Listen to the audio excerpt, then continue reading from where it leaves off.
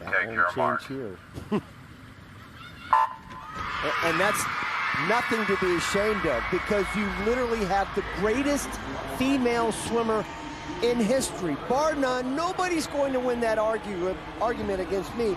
And if she does what I think she's going to do in pairs, for my money, she's going to be the greatest female athlete in history.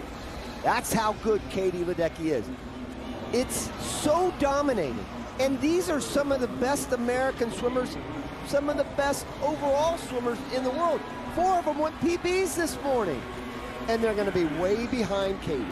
You see her already edging out to a sizable advantage at this juncture of the 400 free for the 27-year-old from Bethesda, Maryland, now training at Gator Swim Club at the University of Florida. And Rowdy, she's got the top time in the 200 free, the 400 free, the 800 free, and the 1500 free among American women this year, like she's done for most of the last decade, and the crowd already appreciating being up by a second and a half, 100 in to this 400. I think they appreciate every time she takes a stroke. I certainly do. I mean, you have to admire somebody that's been in this position for 12 straight years.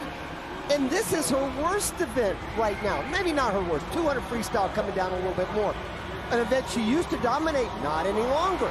But she still dominates on American soil like no other swimmer I've ever seen in my life. And that includes Michael, because Michael dominated, obviously, but it's not like he didn't lose. Katie Ledecky with a strong start, stretching out this lead again. And Rowdy, as you mentioned, in races like the 800 and 1500, nearly unbeatable. Hasn't lost a 1500 in 13 years. And she was in the news this year when she finished second in an 800 for the first time in a similar span. A runner-up in that spot, the first time she had lost one in 13 years. And that was against Summer McIntosh. And now let's talk about this little rivalry going on with Australia and Mamie McIntosh. This could be another one of those races of the century that are shaping up against Titmus, Ariane Titmus, the Australian, who, by the way, just went off her world record, a world record that she broke Katie's a couple years ago. It's going to be amazing to watch. You've got to tune in to the 400 freestyle, the first day of Paris, where we've got a lot of Aussie rivalry going on. Ledecky silver to Titmus at the 20. Right. Back in Tokyo.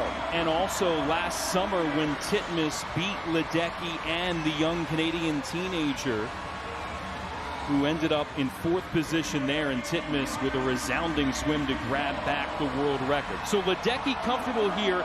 And something else, Paige Madden, who again made this team for Tokyo, didn't make the world team in either of the last 2 summers for the United States, has rebounded nicely in the last year. Gold in the 400 free and 800 free at the Pan Am Games last fall in Chile, and looking strong here. Couple points here, and that's why I feel so bad sometimes when Katie swims, because it's so hard not to talk about her because of this. But you are so right. Paige Madden right there doing a great job. Everybody else is out of the picture. I feel so sorry for our director because he has to go wide so much when Katie Ledecky swims. Well, Katie Ledecky achieving so much throughout her career, and the path to a 4th straight Olympics is right in front of her. Ledecky to the wall, as usual, winning the 400 free at the trials.